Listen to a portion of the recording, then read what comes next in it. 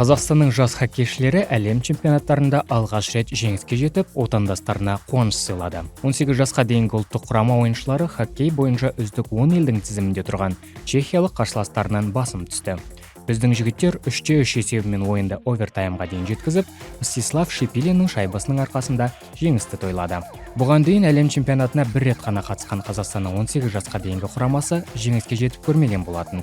Биылғы әлем біріншілігінде де алғашқы 2 ойында ұтылған хоккейшілер бұл ойында барын салды. Жастардың бұл жетістігін отандастары ерекше бағалап жатыр. Пікір жазушылардың бірі Чехия деген мықты қарсыласты ұту бұл нағыз ерлік деп жоғары бағасын берген. Тағы басқалары намысқа тырысты деген осы деп риза болса, енді бірі осындай ойындардың трансляциясы болмайтыны өкінішті деп қынжылып жатты.